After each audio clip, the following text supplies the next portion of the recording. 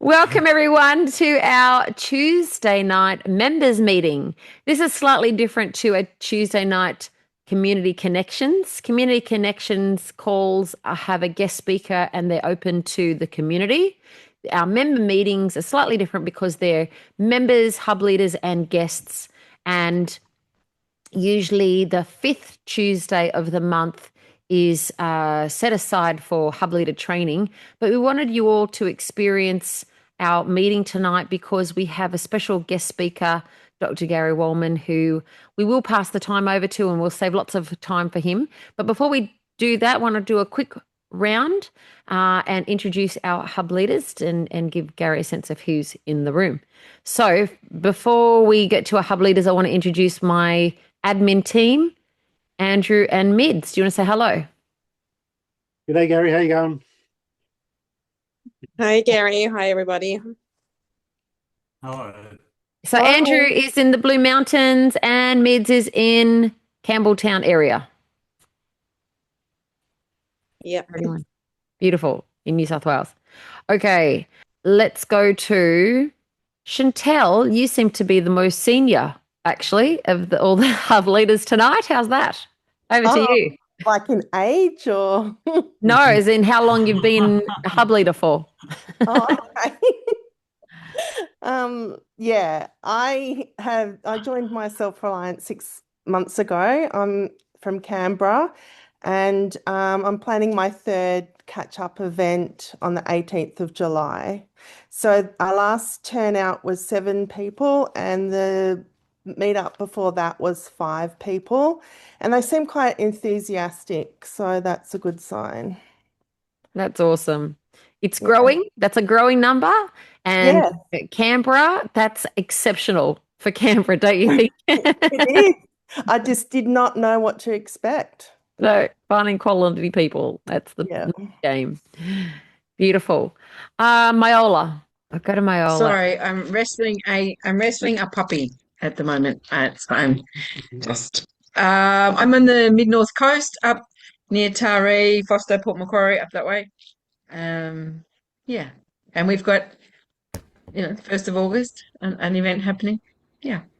Okay, so Simon, you are part of our mid-north coast hub. You could also go between and do a central coast kind of section, but we're going to wrap you into our mid-north coast. And the 1st of August, I don't know if you heard me talk about that earlier, but that's when we're having an event about midday, and I'll put up some details about that. But I wanted to get together a mid-north coast meeting so that we can plan these things. So hang around until after and we'll create a date for that. Awesome. Thanks. Okay. Shelley, on behalf of Erica, who's not here tonight, do you want to share what happened at your get-together? If you like. I think there's about 10 of us, 10 people that turned up for a coffee meetup.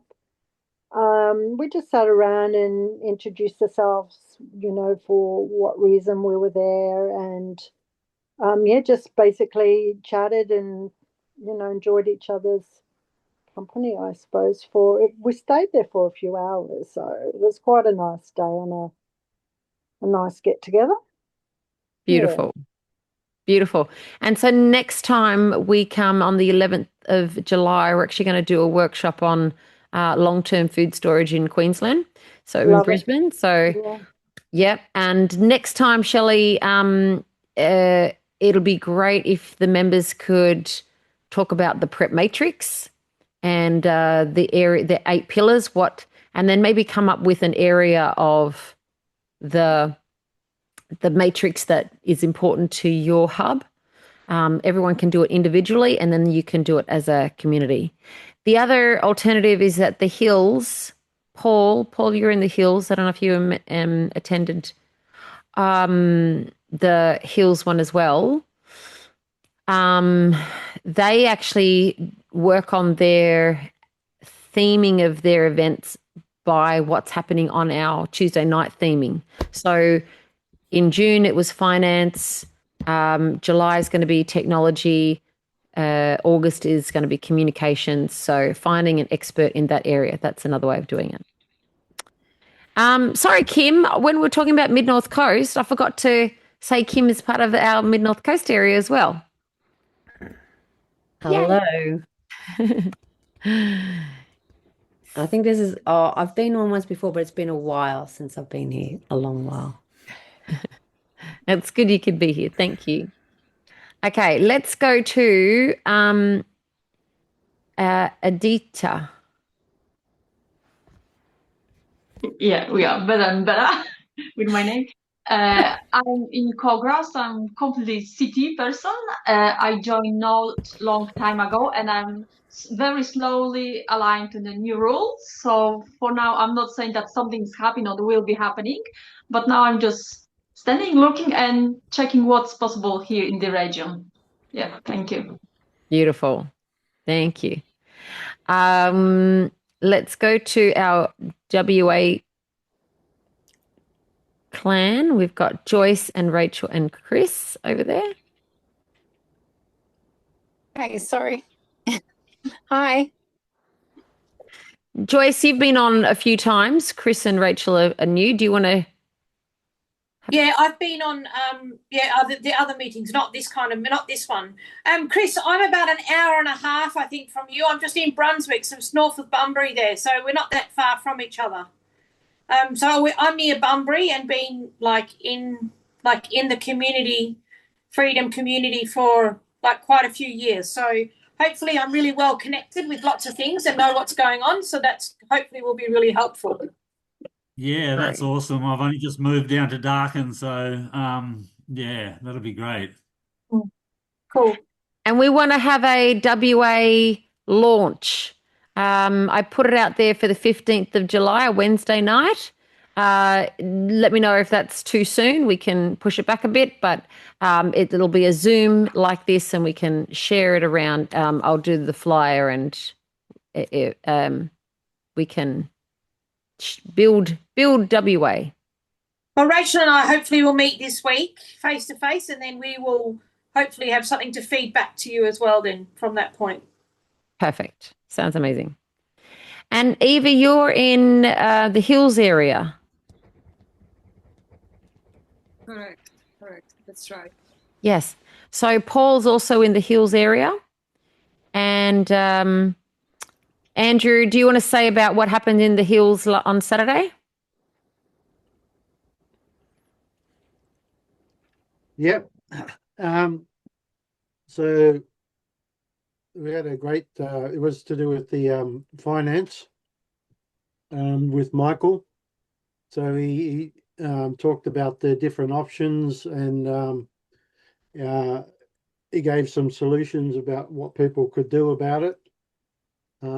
He was kind of urging people to secure their finances with the stuff that's going on. One of his recommendations was gold and silver, but he's an accountant, a financial advisor, so he's we just spoke to him this afternoon actually, and so he'll run through what your position is and what your options are, and because he's aware of all the stuff that's going on, he can advise you in a different way than your standard financial advisor would. So yeah, it was very good. Excellent. Thank you for sharing that. Anyone who hasn't been introduced? Did I miss anybody?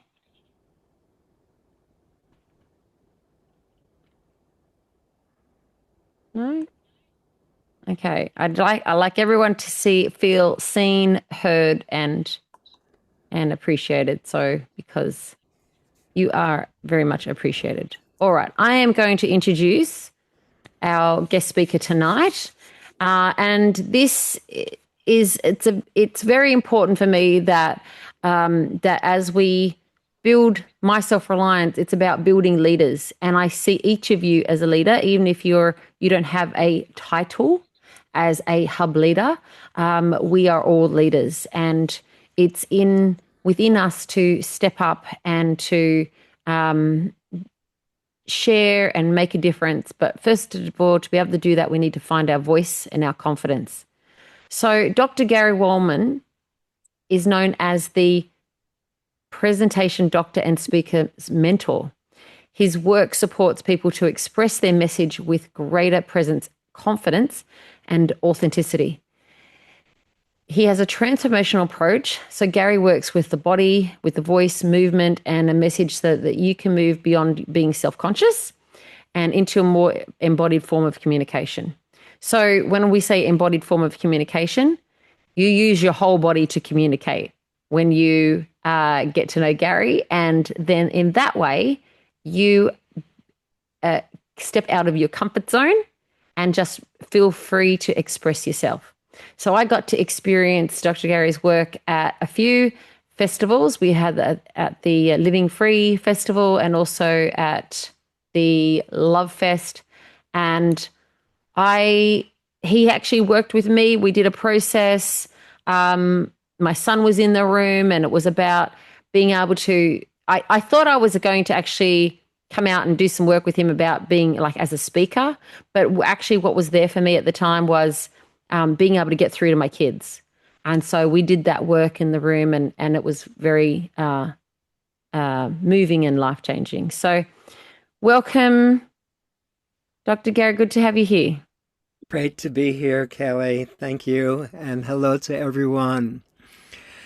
Yes, that's a lovely introduction. And that was a moving moment, that indelible moment in meeting you. The whole room was moved to tears, actually, to see the impact and how you were able to improve your relationships with those you just mentioned right in front of everyone. That's what I do for each of us here on this call. This is kind of a preliminary. You're testing me out. Can I trust him? Do I like him? Can I work with him? Is he qualified, right? These are some of the questions anyone would ask. And I encourage you to ask questions because I like the participatory way of connecting with you. Confidence. You mentioned that a couple of times, Kelly. And for me, it's not about putting on a show. It's not about performing. It's not about presentation skills on the outside. What am I doing with my hands? I'm showing what I'm telling. And I spent years as a champion springboard diver, track star, gymnast, court jester, and transformational body therapist. I'm 75 this year. Keeps me young doing all these physical sports. And the physicality of connection, I find, is what most leaders, speakers, presenters, entrepreneurs are missing. As much as we try, there's still this sense of being a bit of a talking head. Are you with me? If you resonate with what I'm saying, do something with your body that I can see you responding in some way with one or more of your body parts. Fingers, thumbs. Hi, how are you, Rendrew? Good to know who's there. So when I work with people, it's very true, Kelly. You know, many people come to work with me and their presentation skills are augmented, but I don't focus on getting it right or doing the story this way or moving your hands this way. I'm focusing on you finding your own authenticity, your own presence. We all have it, and it's just to reach the next level. So there's an engaging, interactive, compelling telling by showing what you're saying in specific ways. I'll give you an example. You ready for an example? Yes. Good. You're speaking for the rest of us. Anyone can speak. That's right.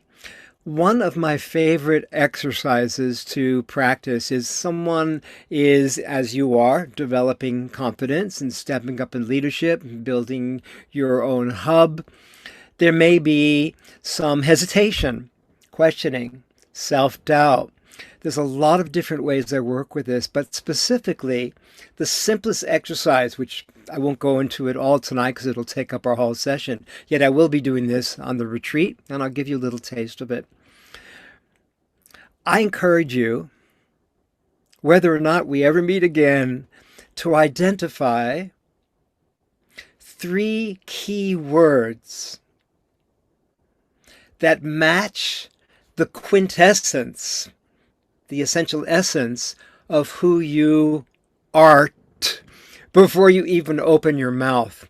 So when people see you delivering your message, they are moved, they are engaged, they are connected. And I'm going to give you an example how I've done this for myself, and you can do this in your own time, choosing your own 3 key words.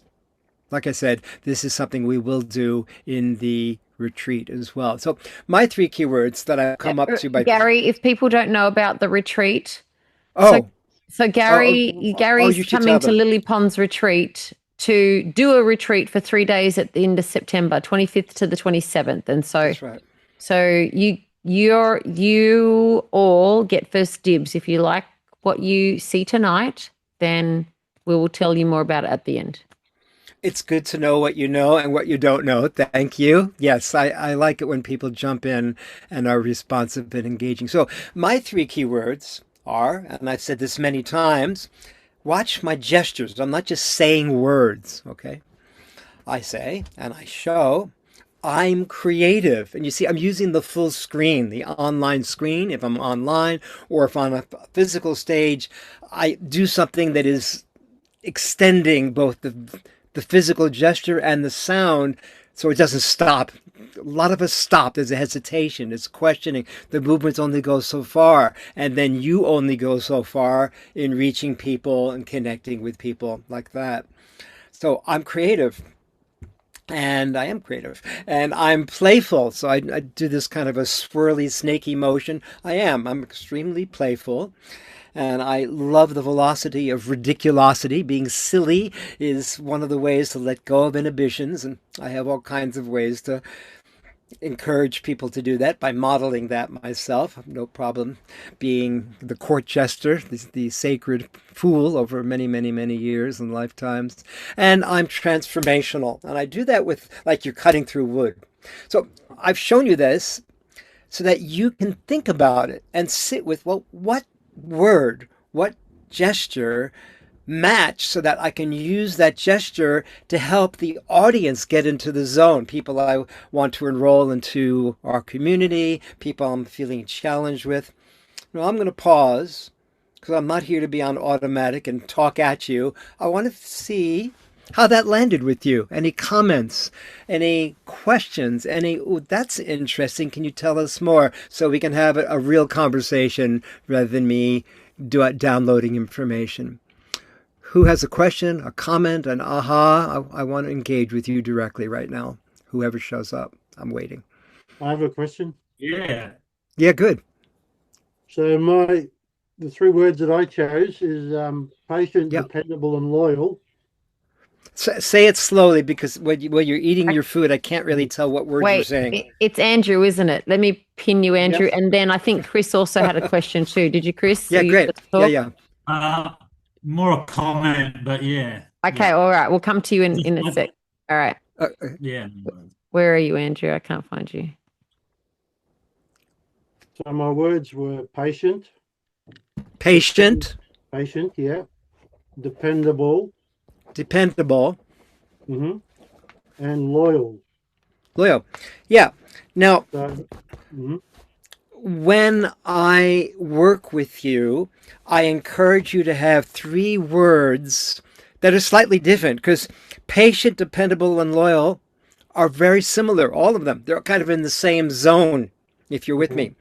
So the words are fine, but to go deeper, because that's what we're doing right now, I would encourage you to use one of those words, any one of those words, or some combination, and then 2 different words, watch what I'm about to say, that allow your movements to go either horizontally, connecting with a large audience, upwards as an inspiration, inwards as in self-nurturing, downwards as in taking a stand. So it may be different things. I'm articulate, I'm funny, and I'm loyal. 3 different qualities that connote different movements. Therefore, your communication will be more fully met. You see where I'm going with this? By those who may not be all focused on those qualities, but something different. So 3 different qualities, what would you say? 3 different qualities. Okay, the other one I had was after you said that, thoughtful. Did you say thoughtful? Yeah. Right. And so which ones are you going to keep? You want to have 3 different ones, totally different. Thoughtful? Say, okay, thoughtful, patient, and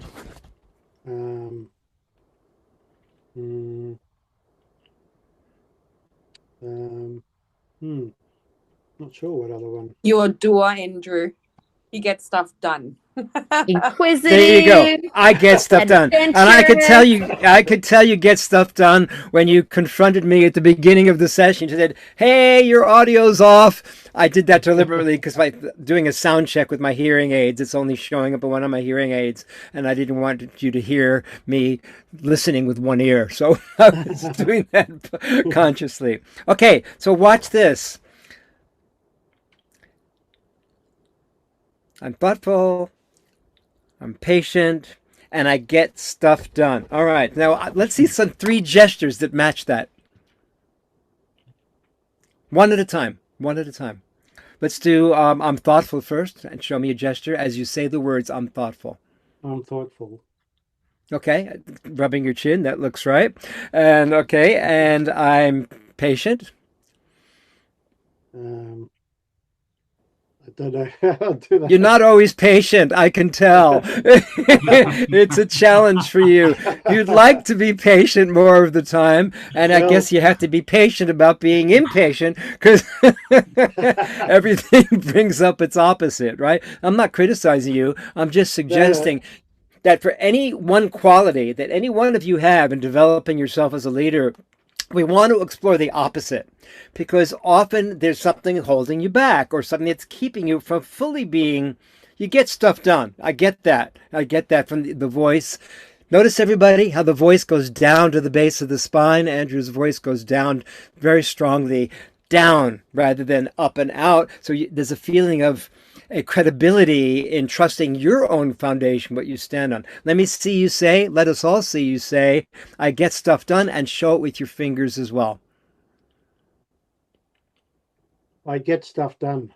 Okay. And now it's interesting because did you notice, everybody, of course, the fist shows you're not going to fight with that guy. You know, he gets stuff done. You know, that fist, also a big heart, you know, is showing both of those qualities at once. Did you notice, anyone else here, that the sound in the voice, even though you do get stuff done, sounded like this? What's the difference between these 2 statements, everyone? Watch. I get stuff done, and I get stuff done. What did I do the second time? Sounds like a question. Exactly. And sooner or later, someone in our sessions will not consciously have the sound travel up as though you're not fully, even though you do get stuff done, fully ownership. And if you were to fully own it, let's all say it together. Let's all say it because we're all about getting stuff done here for myself, Reliance. Let's do it as you take one of your hands, one of them, place it at the base of your spine now. Yep, that's good. Or towards that area. Good. No one's driving. Yep. Excellent. And saying these words, because this is to bring out the quality in all of us here as leaders, developing leaders. First, let's do the question version. And then we'll do the sending the sound down to where your hand is at the base of your spine, as though you're receiving the communication first. Ready? Question, the first time, I get stuff done. Voice trailing up. Everyone together, ready, go. I get stuff done. Get stuff done. Yeah, so, you know, turning into question. We all do that subconsciously. Now we just did it consciously. Now the opposite, sending it down and in, rather than try to impress or trying to please me, the coach, the teacher, the guide, the mentor. And now we're going to send the sound down and in rather than up and out. Go ahead. I get stuff done. You know, it feels so good, doesn't it? To have that warming in the belly, that sense that you're speaking from trusting your gut feelings. You see what we're doing? We're doing so much more than talking about words or gestures. We're talking about coming from your essential self so you become attractive to whoever it is that wants to work with you or join the organization. How is that exercise useful in any way? I'm curious as you sit with that. Anyone, what was an aha that any one of you had? And I know that, Chris, you have a statement as well, a comment.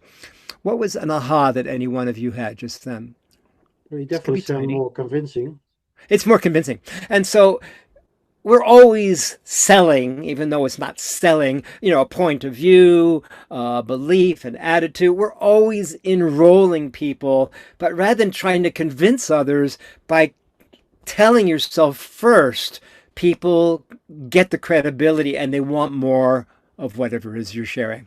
Does this make sense what I'm doing, what I'm sharing with you? Yeah. Of course it does. Now, Chris, I think you have a comment, and then we'll move on. Yeah, I just wanted to say that it was more engaging with you moving your hands and being more vocal and with your body as well. So it was a lot more engaging rather than just hearing a voice. Yes. That's right. And when we do this exercise in the group, we do it even more engagingly. So let's do this. I'll be the monkey. I'll be the subject. If I were in a group, which we are in, obviously, and we're in a physical location, such as Lily Pond, I would say those words, but you would do it back to me so I get the same gesture and voice tone echoed all over the room. So I get it multiplied and I really get to see and feel and understand and experience what it is I'm putting out there, which helps me so much with communication. So I'm going to do it. I'm going to say, I'm creative. And then you do the same with me. This is what we do in the workshop. And you say, you're creative, just like I did, but talking to me. The words you are. Go ahead. There's a box at the door. You are creative, as you would say to me. You are creative. Yeah. And, we have different varieties of doing that. See if you can absolutely mimic, mime, parrot, mirror the way I'm doing it so that we all are learning a quality of communication that is way beyond just the words. You with me? Okay. Now I'm playful and doing exactly what I'm doing, voice, tone, and gesture. You don't have to have the water moving in the back. Please, if you be quiet until we do the exercise, because there's too many people talking at once. It's very distracting to me. Thank you. Okay, so I'm going to say the words, and then you just repeat it. I'm playful. You're playful. That's right. Playful. I am, Andrew. Good. You see, it gets you moving. That's right. So this is a great bonding exercise and a great chance to get to know each other. And the final one, we'll do it on this side because I like that black area of the screen. I'm transformational. You're transformational. Exactly. So when a person then identifies their 3 key words, the next step is, because I'm creative, playful, transformational, patient, thoughtful, get stuff done, I am attracting more people to our next hub meeting than I've ever had before, and it's easy and fun for me. Something like this extends from that feeling of confidence, right? That feeling of, it's a practice. It's not about getting it right. It's getting into the zone and multi-sensorizing that self-talk so it really becomes the place you're coming from, singing it, shouting it, doing it just with gestures, writing it down, and then it becomes part of the muscle memory. How does this resonate with you, any of you here? I want to hear your responses and questions, particularly about being a leader within my Self-Reliance Network, because that's what I'm here to assist you with. Whether we meet again or even right now, we can dive as deep as you like. Question, comment, anyone else? I'll comment. It's a very different experience from how I would normally communicate. Well, I think this is really important. And it's really important because Kelli was talking about moving out of your comfort zone. Yet I have a whole different way of sharing this. It's actually finding a new comfort zone that's far more comfortable, even in being uncomfortable, by being on that edge. In theater, one of the exercises, one of the tools that actors and actresses, we're all actors and actresses enacting ourselves as authentically as possible, it's called the fourth wall. Does anyone know about this? The fourth wall.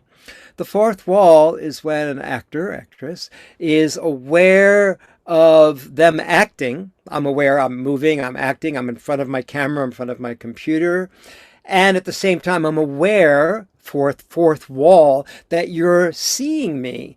You're seeing me behind that role and also as myself. So it gives me a chance to be unself-conscious rather than I have to show up as a particular shape or form of who I thought I better be. I see you seeing me, I see me seeing me, and I see how these different angles allows me to reach the audience from different perspectives. What challenges are you facing as a leader in my Self-Reliance organization, community, network? Let's go into a bit more depth now, tuning to you rather than my good ideas. I'll have something to share, I'm sure. Can I maybe suggest one, working with different personalities? Yes. Yeah. So now we want to take this point and let's all do this together. Make a triangle with the fingers touching. And we have one elbow there, one elbow there. So it's a shape of a triangle. It's kind of a shape of a triangle. And this is one of the tools I use. Since I'm a physical guy, I like to put everything as sensate as possible. So say these words after me. These are the points I make. These are the points I make. These are the examples I give. These are the examples I give. And then the other elbow. These are the applications I reveal. These are the applications I reveal. So what I'm saying, and drop your arms now, for every point, to have one example, story, metaphor, that punctuates that point, and then how does that apply to the audience? That's you in this case. What's in it for me? So PEA, I call this the P formula, point, example, application, and it's a cycle of communication. In this communication, Kelli, when you gave the challenge just now of how do I relate or how do we relate with different sorts of people, that was the point. Now I want to hear an example from you, not a long story, using one of my principles. Put your fingers up like this, everybody. This is what I call the 5S principle. And starting with your pinky finger, say these words after me. Simplest. Simplest. Shortest. Strongest. Specific statement. Or even shorter, just 3 key words. Shortest, strongest, simplest. Okay. The point of my saying that to you, the point of my saying that, how this applies to you, is, Kelli, give us an example. Not a long example, the shortest, simplest, strongest example. When you have two people who would see the same thing very differently. And more specifically, let's say you're showing a specific example of one person wants to have a garden party and another person only eats meat, or I don't know. It's something that there's something real that's happened within your organization. Oh, it's something real.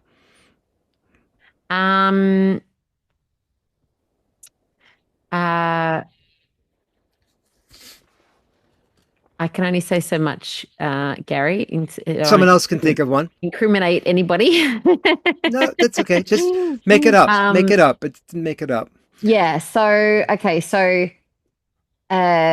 in planning activities and events, I think your example was just fine. Somebody wants to put forward a particular idea, let's say a guest speaker and somebody else doesn't agree with their philosophy and doesn't want to have them? Sure. That happens with each one of us here on this call from time to time. If it hasn't happened already, it will happen. Now, I don't have the right answer, and I'm not going to pretend to give you the right answer because that's not how I operate. So what I do, and what I love to do, is encourage you who are listening to find your own inner authority and come up with suggestions rather than me saying this is XYZ is the correct way to do it. Let's hear from anyone here. This is one of the exercises I do. One of your suggestions. I'll start because I do have some expertise in this area. Okay, well, it all really depends on whether these two people are sending information to you electronically, talking with you on the telephone or on a Zoom, or alive in the same room at the same time. It's much easier when you're alive in the same room at the same time because it's not one-way communication. It's both people there. Yeah. And so rather than try to make one right or one wrong, what one simple thing you could easily do, and this is just what comes to mind for me, is there's how many people at the meeting? I heard some people say there's 7, sometimes more, 7, 10, 15, something like that. One of your hub meetings, something like that. Is that about right? Yep. Yeah. Yeah, I'm getting a good feeling about the numbers now. One simple thing to do, of course, rather than try to analyze it with your mind, is to each person, obviously, share their view to the whole group. And the group's going to respond. The group's going to say, ooh, I like that, I don't like that. Something's going to happen. And I would say that one of the things that is important is to go back to this point, this principle. Because when each person can I say, this is why I want to have a group speaker, this is why I don't agree with it, because of the principles of which my self-reliance is about. I feel like it's all about all of us having authority, and it's not about one person being necessarily the expert. I don't like that.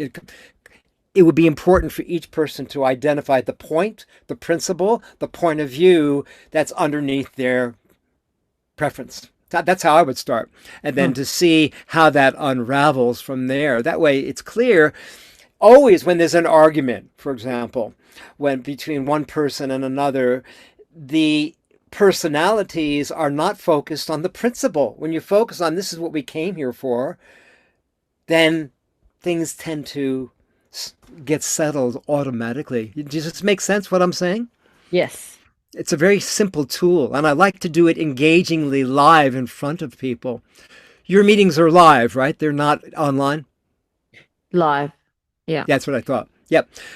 What I just shared with you, please, I'd like to hear your comments. Whether you agree or not, I don't care. I'm here to engage with you and find the wisdom in this conversation so you can see how that tool can be one that can be very provocative and something that focuses on your purposes as an organization and not just each person's point of view. Thoughts, comments, questions?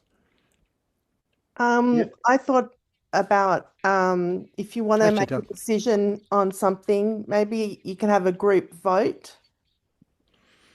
Of course, you can have a group vote. That's always a good idea, and that's one layer. I would not limit it to a group vote. I would also give each person who volunteered the idea a chance to be creative, to expand to what they imagine it could be. And then before the voting takes place, so that they're not just saying, I want this. What is it? Not just the principle. What could be colorful? What could be never shared before that would be a first time that would have you all step into leadership more? I think that's important. And then voting is great, but it's not the end all. It keeps things just to numbers, and it's so much more. To me, it's about the somatic authenticity that conveys far more than just the information.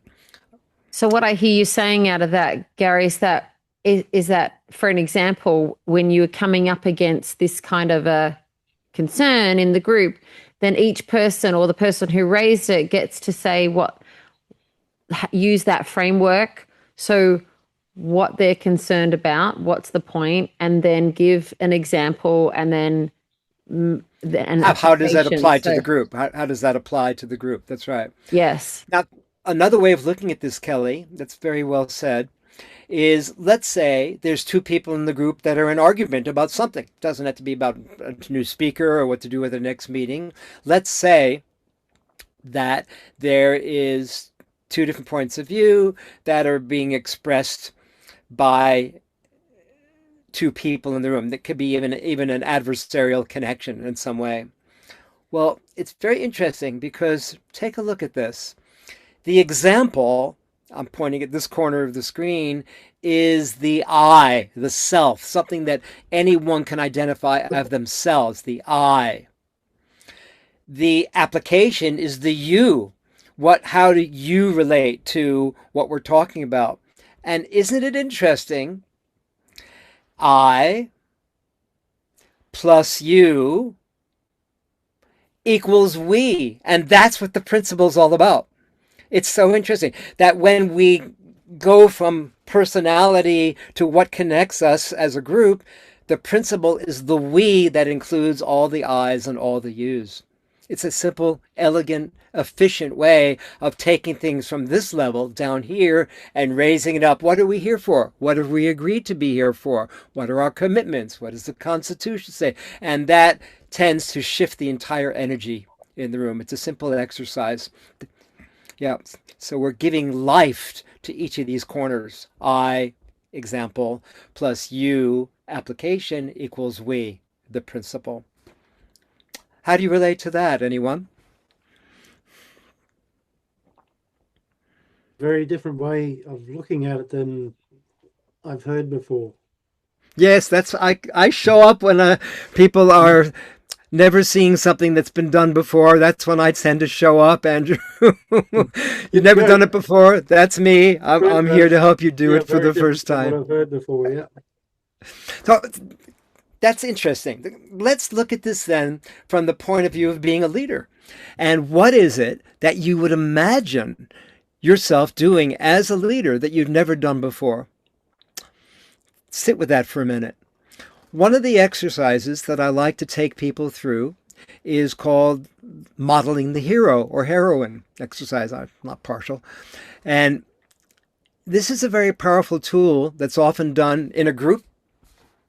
And the exercise is, imagine someone in your world who's a mentor, a guide, a role model, a hero, a heroine. Could be a real person, a relative, a performer, a famous figure, a cartoon character, your pet dog. It doesn't matter. Here's the exercise. And again, I'm going to share it with you so you can see how it works, and then depending on how the energy flows, we'll either have one of you practice that or we'll wait till we do this live, because it can be somewhat confronting and exciting. Often, people come up with one of the following heroes. I'll pick Gandhi because he's one of the most popular. And of course, he was a tremendous leader in his passive way of being very strong, so the people followed him by fasting and not eating, and people followed him. He was very principled.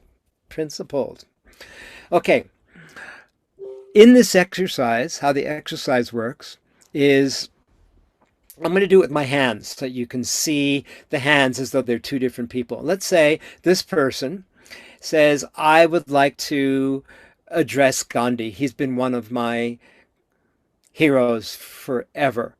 But I don't feel as a leader that I have fully stepped up and owned some of the qualities that I see on all those pictures on the wall. I see it in Gandhi and other role models, but I don't fully own my competence, my leadership. I say, great, well, here's how we do the exercise. So imagine yourself, you could do this with your hands with me, either facing each other or just visualize, watch me, and I'm pretty good at doing this because I've done it a few hundred times. But however you feel moved, because I want you to participate rather than just look at me as the entertaining one.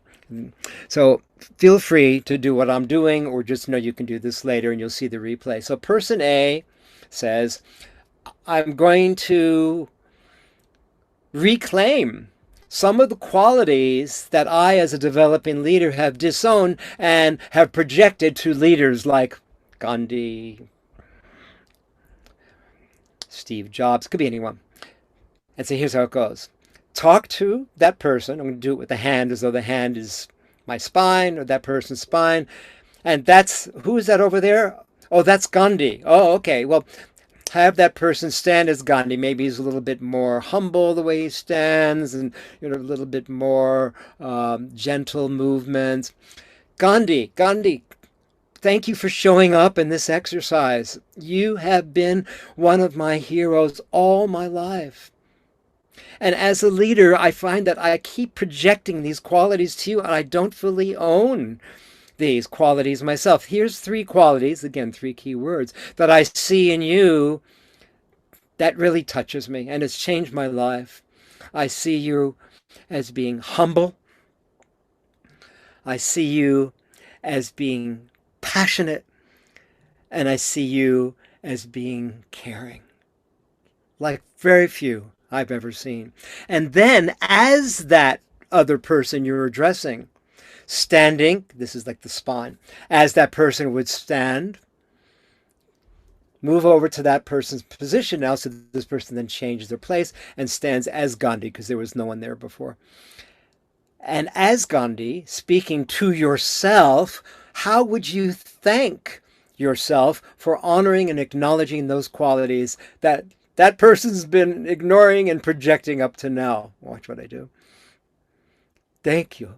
Thank you very much for honoring in me these 3 qualities of humility and passion and caring.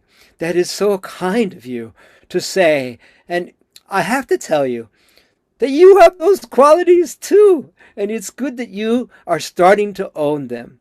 So this is the exercise. And then come back into your own body. This is where you started. And now, what did you notice? I'm talking to them as the facilitator of the process. In that process, that is different. Well, I'm standing taller. My voice is softer. I don't feel so stiff and rigid. What are you going to remember from this exercise? I'm going to remember that I have these qualities too. I have humility. I have passion. And I care. Thank you.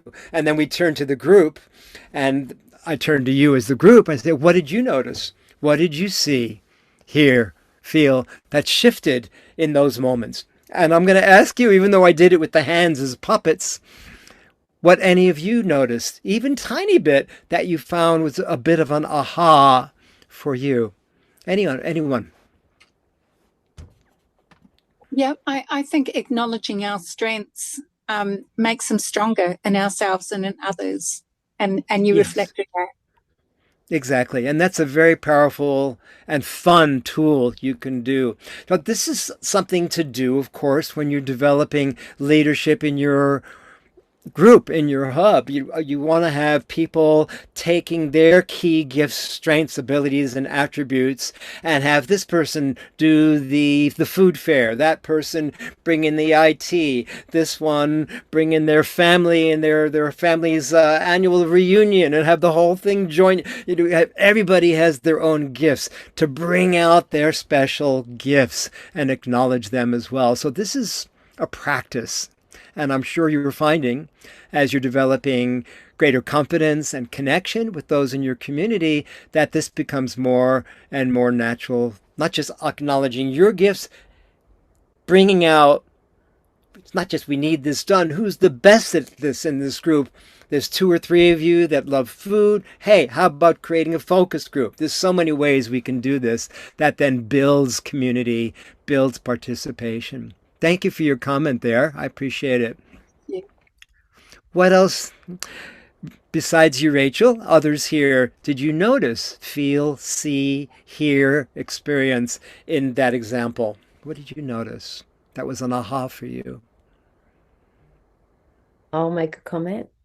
Thank you, Kim. Yes. Oh, I was just thinking that sometimes it's, I guess, voicing the attributes in the other person that make you recognize that they're attributes that you like in yourself. So sometimes you can look at someone and you can admire them, but it's sometimes it's actually voicing the actual attributes. Yeah, that's what I was saying. That Yeah. you are this, you are that. But when you're presenting in front of a room, I mean, like when I'm standing in front of a room, I don't start my sessions going, "Hey, everybody, I'm creative, I'm playful, I'm transfer." I meant in terms of like you said, like a Gandhi was your, say, if I think Gandhi is my hero, and you said he was patient and gentle, and I can't remember the other attributes, but sometimes it's when you voice those attributes, like I guess even mentally voice those attributes yourself. It's like mentally note taking the actual attributes, then you can say they're the attributes I like to take onto myself. Yes. You can recognize someone and like things about them, and they are your hero, but like specifically saying, okay, what are the specifics that I'm looking at that really draw me to like that and want to be that myself. It's good to identify them and to articulate them. And when it's true, then the energy shifts. Then your eyes are seeing more clearly. The movements are more fluid, flexible, and flowing. Say these words out loud after me, everyone. This is one of the somatic exercises that I do to encourage us all to land our wisdom in our body. Say these words after me with your full body presence as much as you can. Here we go. The more I trust, The more I Trust. what I deeply know, what I deeply know, the more my thoughts, the more my thoughts, my thoughts, my words, my words, my words, and my actions and my actions fully, freely flow. fully flow. We're not finished. Then we add a silly exclamation point, which is hip, hip, hurrah! Your version of that. hip hip Hooray! And so when you're having fun, it tends to land even more easily. So we're not just saying the right words as an affirmation. We're doing this in an interactive, engaging, even silly way. There's a velocity to ridiculosity. When I let go of my inhibitions, out comes the wisdom. You hear what I'm saying? You hear what I'm not saying? Yeah. And when I say hip, hip, hurrah, then I often take that further as well to further extremes of absurdity. And that would be row, row, row. Your life is what we theme. So I'm playing with the subconscious here, you see, in my capacity, which for many, many years, you see, I have been a professional court jester. And this hat is actually one of my jester's hats, but now it's a sacred old hat, and I love having people wear this hat in sessions, because once you get over the fear of looking foolish, you realize it's really showing how much you care. That was the real challenge. It wasn't about being silly and being made a fool of. It's that I want to show how much I care. I'm going to give you an example here. I was working with a group of leading speakers, national speakers, in Australia. I was the first international presenter for the first international conference of the National Speakers Association of Australia in 1990 something, really early. And there was a particular man, he's since passed on. I'm sure he wouldn't mind me telling you the story. His name was Jack Hone. And this is exactly what happened. He was a tall and an elder statesman, beautiful gift of articulation. One of the most highly paid speakers in the world, and very respected. And he carried himself like what I'm doing just now with my spine. Did you notice that? He carried himself with a tallness in his spine, his gait, his manner, his demeanor. And that's what he said. He said, in front of my peers, I'm afraid to look like a fool. I don't want to look like a fool because everybody puts me up on a pedestal as their leader, as someone that they look up to. So I had him do exactly that, put on the jester hat and go around and say something. Didn't really matter what it was. And he quickly took off the hat. And he said, it's not about being silly. It's really not that's not really what I'm scared of, to really show up fully in my leadership and as myself. And then tears started to come to his eyes. He said, what I'm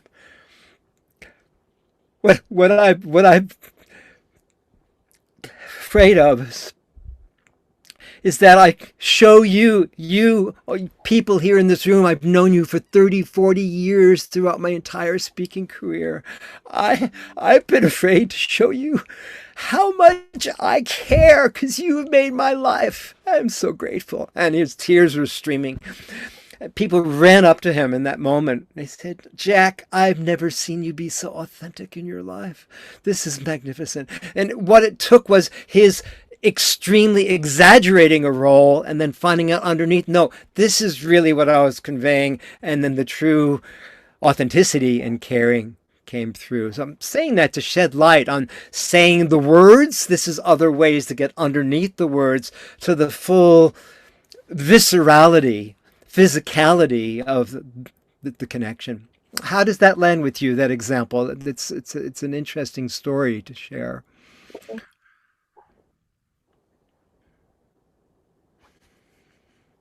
How does that land with you, Rachel? I think it's lovely. It's a great story. It's a true story. I got a I got a letter from him about 4 months later, which really surprised me. This is what happened, and this often happens in the workshops. I got a letter from him, and he said, "What did you do to me?"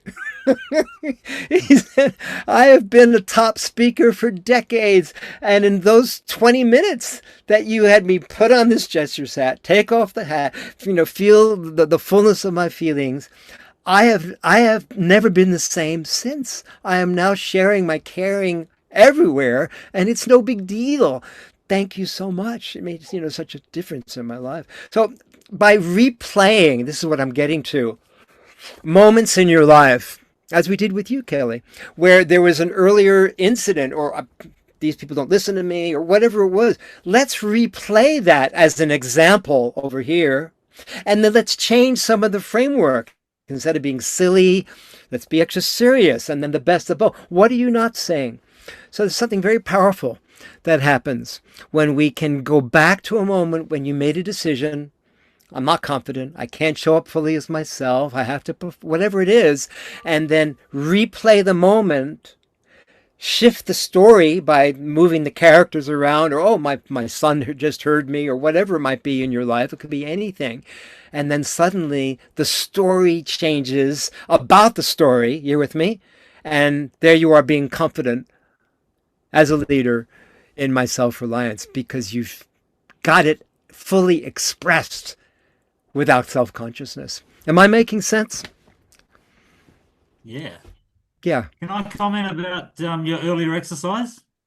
Which one? Please. Yeah. Yeah, about when you were just doing the thing with Gandhi. Oh, yes. Reminded me of being in a relationship where you can't really see parts of yourself until they're sort of reflected back to you. And then all of a sudden it's, aha, oh, yes, I'm like that. Yes. That is me. Yeah. Yeah. You can do that with your own hands, one character, another character. You can do it with two parts that are in opposition. I want to create a big event for my self-reliance, or I want to do something more personal, and notice the conversation with yourself as to which one not necessarily wins the argument, but maybe there's a place in between that's the best of both. Let's do an event that also is personal. There's a quality of connection when we use our hands, our gestures, and can be seen and witnessed. I do this with you online. I'm happy to do this with you online between now and when I show up late September, meet people. You can come and have a Tidy Cal complimentary chat with me to explore. If we can dive deeper, I'd love to explore that with you, because I know this is very confronting, what we're doing.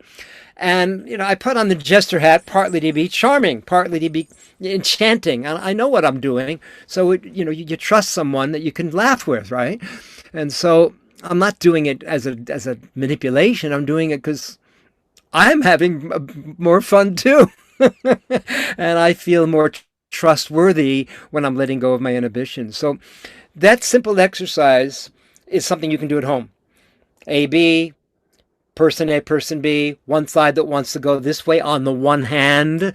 This is the exercise. And on the other hand, when you're in conflict with someone in a group, one of the things that I often like to do that is a way of transforming that relationship is to have one person say to the other, live in front of the room or in one of my exercises, I'm ready. Let's say these words out loud, everybody. I'm ready to have a transformed relationship with you. Let's say that.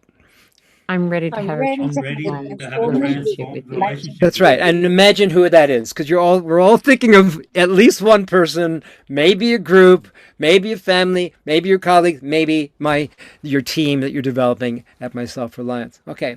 And so the exercise is, up to now, I've allowed you to overpower me. You're very strong. You're very very outspoken. And I'm more shy, but I have strong ideas that you keep interrupting me. I don't like it. I'm making this up, everyone, but obviously it's touching some chord. I would appreciate it if you can add this, pausing, delete this, criticizing, change this. Give me room to speak.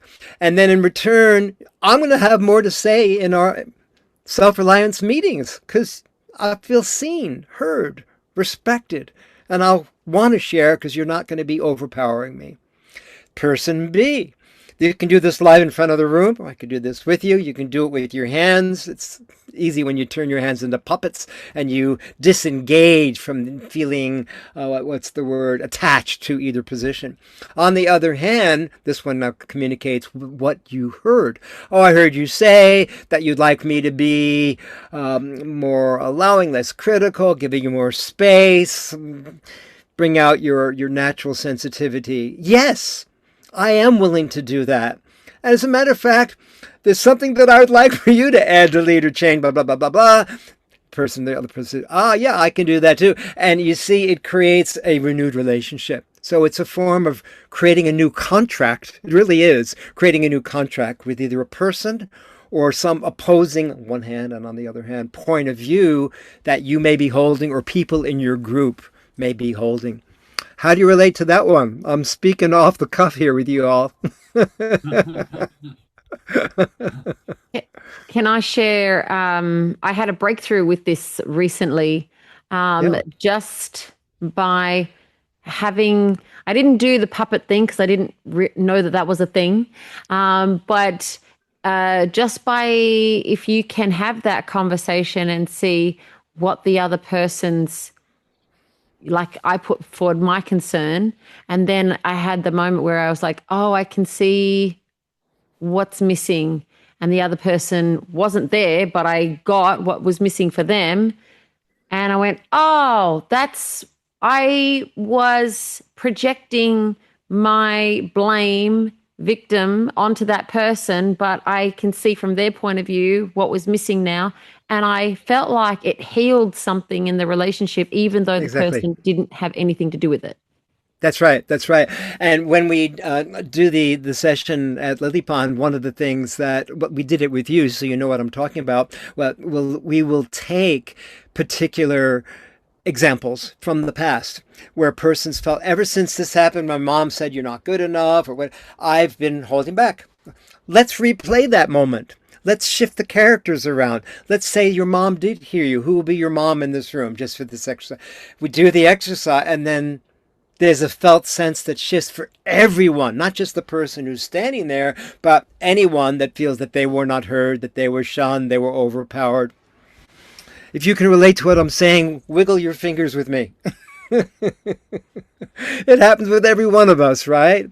It's in every one of us. It doesn't happen alone. So yeah, there is a physical, somatic, tangible shift that everyone who has that same condition then can benefit by and let go of whatever's been holding you back. What has been holding you back as leaders? We have about 15 more minutes to go. So I'll maybe do one more example and then we'll start to wrap things up. What has been holding you back in stepping into your full leadership? Any one of you? And when Gary says leadership, it doesn't necessarily mean my self-reliance. It's just in your life. I do mean in your life, and it includes my self-reliance, but it's not limited to it, of course. That's right. Thanks for clarifying.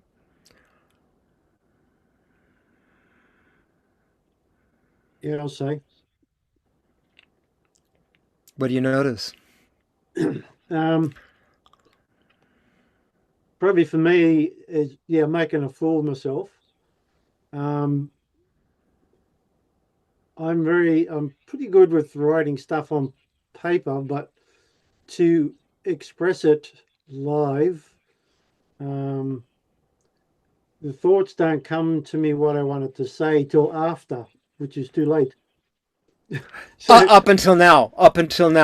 Thoughts don't come to me about what I'm going to say till after. So what I would do with you, and I'd love to have this opportunity to do this with you, is to turn this into a bit of a Monty Python skit where you exaggerate that exact scenario and then do the opposite and then find what wants to be spoken in between. Because I'll bet that you know exactly what to say before you think that you have to remember later. But by doing it physically, then it will land in your body. Yeah, we won't be able to do that in the next few minutes, but it's a beautiful opportunity. If you're open to it, I would love to take you there. You're already there, Andrew. It's just shifting the framework around from this always happens to this is the way it used to happen. Now I'm ready to... You can do it with your gestures, matching your words.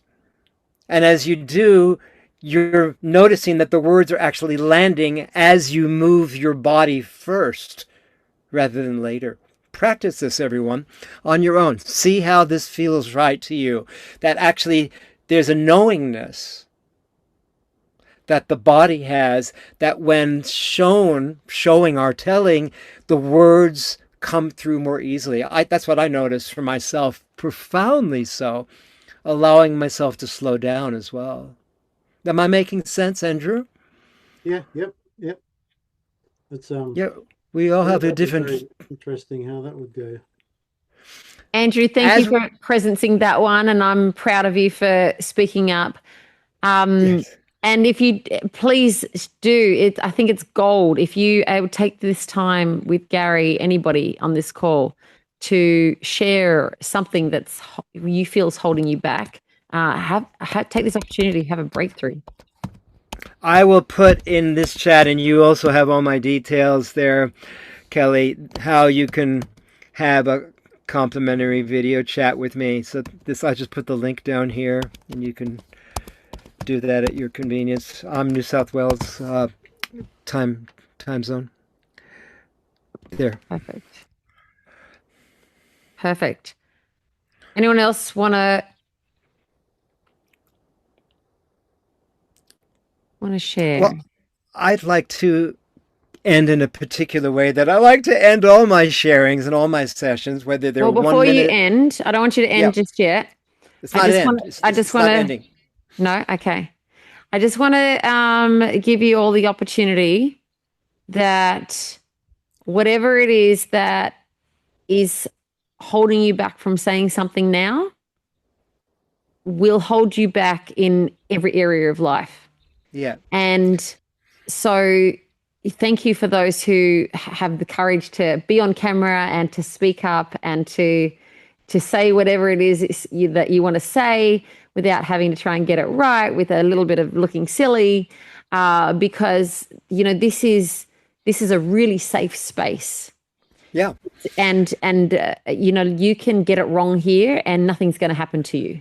Mm. And so if you can take the opportunity to speak up now, you're going to have way more of the breakthroughs in your everyday life, and have miracles show up.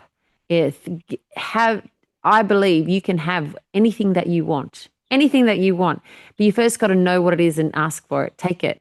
And so this is the opportunity. Now, Gary is coming to do this retreat with us on the 25th to the 27th of September.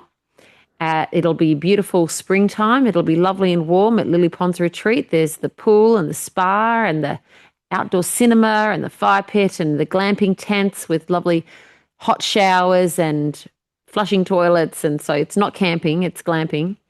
And so you can have the weekend to really open up and explore what's important to you and how you can unleash and let go and be fully self-expressed in every area of your life, and even the things that you think are not important, have them flourish. And so there is a ticket space on the website. You can glamp, you can camp, you can bring your caravan, you can come for the day and travel in and not stay here overnight. Lots of different options. But if you get your ticket before the 5th of July, open to this group, you get $100 off. Wow. Okay, so every ticket. So I'm going to let you go again, and I'm going to open up. We'll give you a few quiet moments. Anyone sitting on the fence who want to share something that you want? I go. Okay, love it. Gary, it's a little bit backtracking on or backing on what Kelli was saying earlier. How Sure. could you utilize these exercises to let go of something from the past? So you used, you know, the mum as an example, but how could you extend that, whether it be work related, relationship related? Like, can you Yep. expand on that a little bit? Absolutely. Yeah, it's my most fun thing to do. So I will take anything that you share about something that's held you back and turn it, with your permission, into a Monty Python exaggerated scenario that involves the entire room as a sculpture or theater troupe. I make it so much fun that you forget about having the problem. So I'll give you a good example. I was in New York City, where I was born, and I was teaching this particular methodology. And one of the exercises that sooner or later we do get to is the physicality of who here feels that you have a wall from time to time, we all do, between you and the people you want to reach, whether it's my self-reliance or any area of your life. And of course, we all do. So the particular exercise I'm remembering is someone volunteered, and I said, will you please physically, now this gets extremely fun, if you can handle extremely fun, turn 3 or 4 people into this room, into the shape of this wall that's blocking you from the audience. So I said, oh, you stand here. So then you see it's like 3 or 4 people in front of her. This is what happened. This really happened. And I've done this exercise so many different ways. And I said, well, what are you going to say to the audience that you can't see? And she said, well, I can't see you. I want to reach you, but I got this wall in the way. I said, yeah, that's right. You created it. What are you going to do about it? So this is how we're working to whoever just asked you that question from the inside out. That changes everything. So here's what happened. She said, I want you, instead of being a wall and back of me, I want you to back me, get in back of me and back me up. And then everybody was visible. And she smiled. It was just a simple, tiny little theatrical, so it seemed, exercise. And she turned to everybody, kind of in awe. I went, oh my goodness, I can see you. I can reach you with my message. And something happened. It was small, but it wasn't small at all. 2-3 years later, I was walking in the streets of New York City, and I see this woman. I didn't recognize her, but she said, hey, you taught a class at New York City at the Open Center there, this thing, and I had this wall. I broke through this wall. I haven't been the same since. All of my relationships, I no longer feel like I have to have something in front of me. That silly little physical exercise stuck with me. Does that answer your question? I did it by example rather than telling you intellectually. Did that make sense? It does. So it can be applied really in all circumstances. And the metaphor that you're using is shifting it from one place to another to move forward with it is kind of. Yeah, and I'm creative and playful and transformational. So whatever you think of, I will, with the permission of the group, or if you want to have a one-on-one with me, we can do this one-on-one, turn it into something fun, visual, physical, sound, song, rhyme. It could be anything. But by making it fun, it becomes unforgettable. Paul, you have a comment before we end as well. We have another 7 minutes. I don't know how you are with time, but I'm not stuck on time. View. Paul, you want to raise your hand? Yeah, we got you. Yes. Sometimes, well, often in a group setting, when I have something to contribute or something I want to say, I feel like I struggle to get the opportunity, and I'm waiting to get a word in edgewise, and often I don't feel like I'm heard. So that's something I've struggled with for a long time, I guess. Okay, let's repeat what you just said. You said, I don't feel like I either have the words or that I'm on earth. I didn't quite hear what you said, maybe in a combination. That I am heard. That I'm heard. I have a soft voice as well. So I guess that's a... you said, I don't have the word. That's no, what you're heard. saying. He doesn't get heard. You don't get heard. That's right. Yeah. Yes. So, Paul, you know what I would do with you? What's that? I would turn this I'm not heard into a wonderful little scenario where you go, I'm going to now introduce how I don't feel heard. Well, there's always been this group here, or my mother, whatever, I don't care. And we will then turn it around and you will feel heard. Can I share with you, how are we with time? Because I can go on, but I'm happy to keep going. If anyone needs to leave, we appreciate you being here. I would ask if anyone needs to leave, before you leave, and Chris will call on you in a second, to share one thing that you felt moved by or that benefited you in this session. So before you go, whoever it is, this is what touched me before you go. Okay, so I want to share with you another story, an example of someone similar to what you just shared with us, Paul. Someone who forgot their words. Who else forgets their words from time to time? We all forget our words from time to time. And this was in a one dance tribe movement, meditation, week-long retreat in Maui, Hawaii, where I used to live. And I was there 10 years ago doing this workshop, this exact same workshop. And this man who was telling me he forgot his words, he forgets what to say. At the break, I called on him to be in front of the others, supportive, safe environment, people from all over the world, specialists in movement and somatic arts, and introduced him as someone that from time to time we all forget our words. And then I turned to him and I said, well, what's underneath that? And he looked at me a little bit like a deer that's frozen in the headlights. And did you really ask me that? And he began also to tear a bit. And he looked at me and he said, I grew up, his voice quaking, in New York City. So did I. And when I grew up, I had all these bullies that were always attacking me.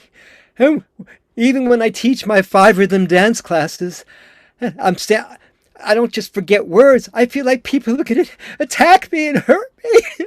And he's like that. I'm acting, but I'm not acting. This is what happened.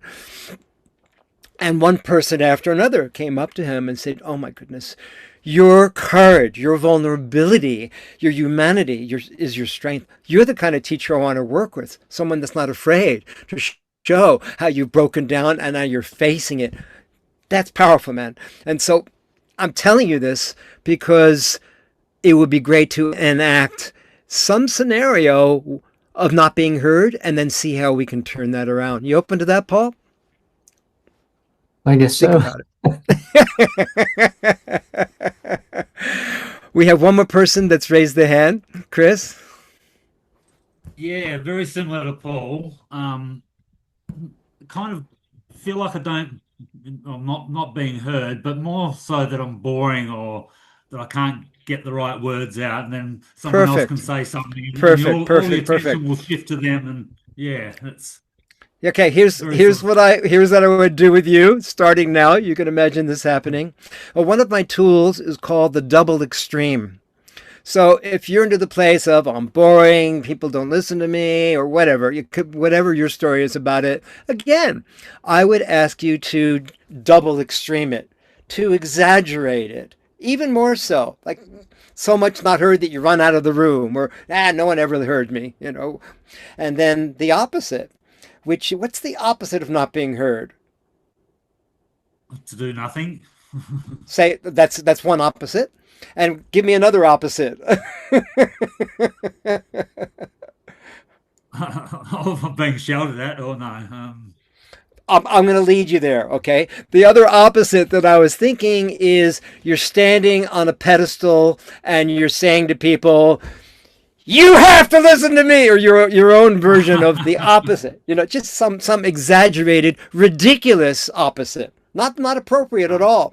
And then even more, I'm not heard, you know, what's the point? I'm out of here. And then even more, you know, if you don't listen to me, God, you're not worth anything. I don't want to talk to you anyway. You know, it could be anything. And then the best of both, which might look something like this. Up to now, I've been telling a story to myself that I'm not heard. And it's true. I haven't been heard. Yet another part of me, on the other hand, has been listening, and I'm realizing now that it's the story that needs to change for myself to be heard. This is what that man came to, that was crying, that had the feeling of people seeing him when he said how he was attacked. He finished the statement, he finished his process by saying, "I love being heard. I love being seen." So there's a place in you that loves it and is on the way to fully embodied it. And I don't know where you are with it, but it would be really fun to take you on that journey and to realize you're already on the other side anyway. Thank you for vulnerability. When I'm in a situation. What's that? It's different when if I'm in a situation where I'm sort of know what I'm talking about or something like that. Like I used to be vice president of Fluoride Free WA. So if I was talking about fluoride in water, I'd be confident and people would listen to me and I'd be engaging. But if it was just a story or something, then so that's what we'll do. Yeah, we're going to do just a story or something, and we're going to turn that just a story or something into your beautiful story, your signature story, because you have it inside. You already started to tell your story that you had this gift of being a leader in that particular way, and that's part of the story. It's something happened, and there's some doubt and fear, and we all got our version. Everybody, we all got some, and so. Another tool that I find very helpful for those of us that are very traumatized, and we all are in our own way, is the following tool. This is real. This is what happened with me and my mom when I grew up. I was a great student and I was a great athlete, but she always wanted perfect A+, and I had developed this complex that I'm not enough. Ridiculous, but I did. And so if you got this thing, I'm not enough, I can't share, whatever it is, and you can identify the person who that's with. What I did with this particular exercise with my mom was basically, and this is an exercise I encourage you all, we can do this together, but not right now, is imagine the person or group of people where you were shunned or pushed down, and something happened where there was some feeling of a trauma that occurred, and ever since you made a decision, right? Story. I can't share up my thoughts in front of people. I can't find the words, right? That's common to this conversation. Now I'm going to talk to the person who pushed me down. In my case, it was my mom. You can never get enough A's and A pluses. I feel like I'm not good enough. Then let's all do this together. Take your right hand and open it up like as a chalice, like an open cup. Got that? Yeah. Good. Yep, good. Dipping your left hand into your right hand and saying this. I take this pain. Say those words after me. I take this pain of the words not showing up. Not showing up. Yeah. Yep. And I wad it up into an ugly ball. And I wad it up to an ugly ball. Into an ugly Right. ball. And I send it. And I send it back to the source. back to the source. I send it back to where it came. I send it back to where it came. Now bring your heels of the hands up towards the top of your screen so I can still see it. Yep. That's good. Press your heels of your feet down to the ground. I told you this is going to be a physical, somatic, visceral session. And say these words as you press up and you press down. Now just let go for a second. I have just sent my attachment to this pattern somewhere else to play. Today for me is a new day. Today for me is a new day. Hip, hip, hooray! Hip, hip, hooray! And the most important part is my new self-talk is. It could be Paul saying, I remember my words at the same time I'm saying them. I slow down my gestures. Chris, you might be saying, I easily speak story as well as I did all those other things I did when I was in those capable roles. And it's then singing it, shouting it, whispering it, practicing it, and noticing how that shows up in your thinking and your speaking and your actions. You see what we're doing? We're identifying a new self-talk and we're multi-sensorizing it so it lands in your cellular memory. And then from the inside out, as Kelli was saying, everything shifts, not just your ability to speak, but your ability to connect with yourself, your messaging, and everyone you're with. How does this make sense to you? Anyone that hasn't spoken?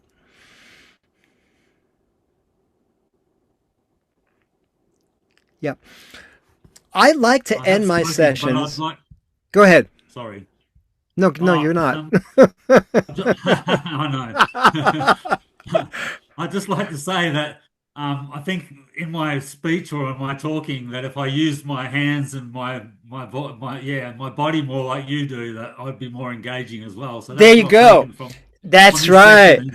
That's right. And we're not talking about being phony or God, he's so over the top. He's moving all over the place. No, I'm not. I'm very carefully choosing every movement matching my message. I mean, I'm doing this all the time, so I have a lot of time to practice. So this is my homework for you, whether I ever see you again or not, to practice noticing. By showing what I'm telling with my gestures, this slows me down. I feel more credible, more authoritative, not authoritarian, more authoritative, and people are moved to follow my leadership, whether it's at home or my self-reliance. I own and embody this message. Yeah. If you were to share one word, each one of you. Before you go to the one word, Debbie wrote, and I don't want to miss it, but Debbie wrote, sorry, I'm not a leader. I'm just getting a feel for what it involves to lead before I commit. My biggest thing is fear of success as well as fear of failure. Oh, beautiful. And if we were together in a workshop or even one-on-one in the online stage, what I would do with you, Debbie, I would have you create two different scenarios. On the one side, what does fear of success look like, feel like? It could be with people in the audience, being pushing you up or throwing dollars at you, or who knows. And on the other side, fear of failure, like pointed things and I can't go there. And then to see how you navigate the physical theatrical stage that we create to find the wisdom that's beyond failure and success. Is that cool? See it happening. Mm. Whether I ever see you again or not, that is for you to find the way through. Beautiful. One word each of how this session today in some way touched something in you. If you could do it with one word or one gesture, I'll be even happier. Gina, how about you? One word is really hard. Oh, you can use a few. It's okay, whatever comes. I guess foundational. It's kind of like, Foundational. if I can say a little bit more, was from each of your examples, I found that I felt like I was bringing the energy into myself rather than projecting it out for approval. Exactly. So, That's right. by bringing it in, slowing it down, then you can express with power rather than just being on this shaky foundation. You've got it, Gina. Beautiful. Wonderful. Myola, how about you? I'm looking at the words on my screen as they show up from my left to right. So you're the next one. I am a smiling person, so I loved it. I really enjoyed the depth. I loved it. Thank you. Yes, lovely to have your presence here and to feel your warm-hearted sharing. Thank you. Rachel. Transformative. Yeah, one of your key characteristics. Loved it. Thank you. Yes, so much fun. Meads. Welcome. I think the whole mood lifted with it. I'm not far yes. enough, so you can't see my hand gesture, but I really think it lifted it. And when you look at it at the beginning, when we started, I found a lot of us looked a little bit more, trying to absorb it. Now, when you look around on the screen and on the room, most people are actually smiling. So I would say your funny head is one that we all need, because it definitely lifted it up for everybody. Yes. Lovely to hear that. Thank you. And now we have Eva. We'll come back to you if you're somewhere else. Yes, do three so you can say who's Eva and then who. Simon and Paul.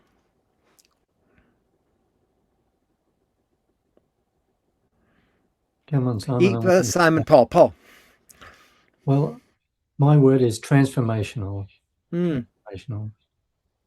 And how does that land in you? Because you're the second person that said that. So now give us a sensation, location, felt sense, so we're all able to come down from the point into the physicality of what was transformational in your body. Well, not so much in my body, but in my mind, my understanding of what you're saying about how it affects your cells, the way you feel about yourself by interacting with yourself, and to change the view that you had of this experience that you've had in the past that has made you what you are today, that you can change through your wonderful demonstration tonight. Beautifully and so well expressed. Thank you so much. We have who has not spoken, because now the words have all changed around. Yes, Chris. I was going to say transforming, but I won't use that word now. I'll just say energizing. So yeah, I feel energized now. Yeah, I can see that. The way you're moving, you look a lot more peppy and alert and conscious and awake. Yep. Yeah. Yes. And you'll be remembering your words more easily now from now on. That's a new story. All right, we have Simon.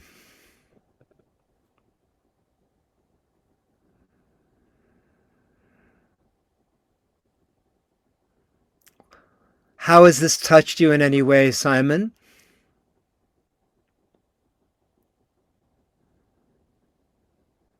Simon, you need to turn your microphone up or just do body language and we'll interpret.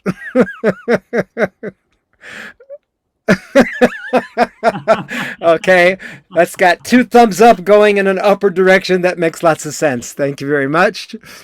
Keep playing with your audio, Simon, if we can keep testing. That's okay. If you feel like saying words, you can also put it in the chat. Debbie was typing, so that's cool.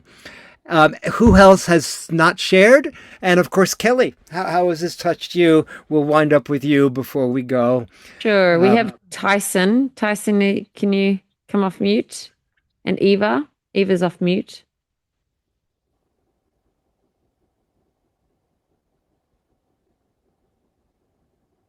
There's Tyson. Hey, so how has this touched me? Did you say? Yeah. What are you leaving with? What are you rubbing your eyebrows about?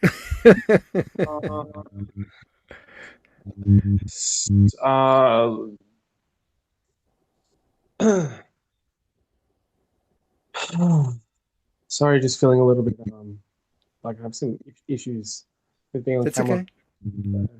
Feeling a little bit flustered at the moment. But yeah, I guess leaving with just letting go of things that aren't serving me. Oh, beautiful. And I can see that, you can feel the sadness coming out through the eyes and the softening and the breaking in the voice. And that's beautiful. Coming to say these words together with me, everyone. Sharing my caring is my strength, with your body language as well.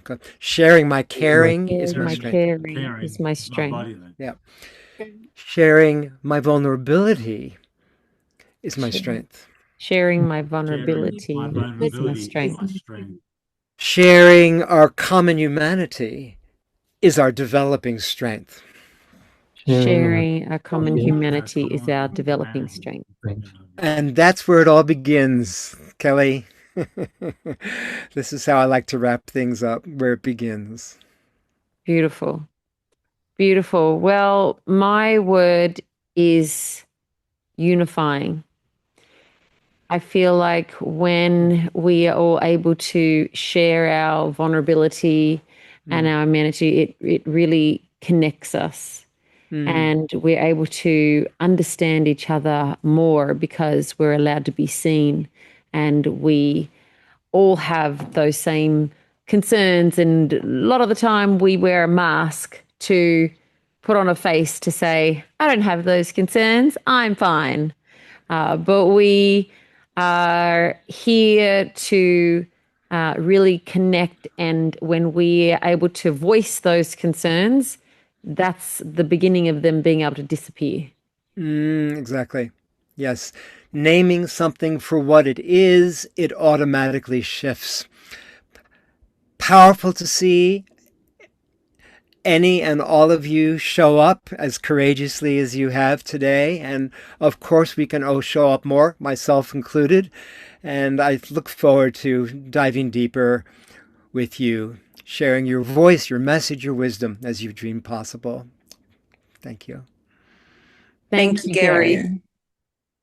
Thank you. I love how he always says, as you dream possible. So tonight, that's your job, is to go and dream big. Bigger than you ever dreamed before. Paul, you're going to show up with your voice and you're going to be heard every time you want to speak. You're going to be, I'm right here. Well, thank you. That was wonderful, Gary. It was definitely not what I expected when I saw the email from Kelly this afternoon, and her introduction to you in the email. I thought, there's something I better attend, because I haven't attended for a long time because I've been very busy. But I'm really glad I spent the time to listen to your wonderful presentation. Thank you. What was different than what you expected? I'd have to go back and read the email, because when I read it, I was in a hurry to do something else. There was just something in there that was gave me the impression that it was important for me to attend. But I'd have to go and read the email to find out what it was. But like I said, I'm glad I did. Thank you for showing up, all of you. And I do hope that you show up to our retreat. This is a retreat that anybody could come, but it's important to me that it's you guys that come, because, you know, I'm really investing myself with you. You are the future. So I would love you all to be there. And take that opportunity, if you can, before the 5th of July, to grab that discount too. Definitely. Beautiful connecting. Beautiful. Now, there's no call next Tuesday because we are on school holidays and I'm going to be off. But we are back for a members only call again on the 14th of July. So 2 weeks. And then I know there's lots that are happening in your areas by that time. And so can't wait to hear from you all again. Wonderful. Beautiful. Well, good night, everyone. Good night. Good night. Thanks, Kelli. Good night, everybody. Thank you. Thanks, Gary. Everybody. Thanks for coming. Bye.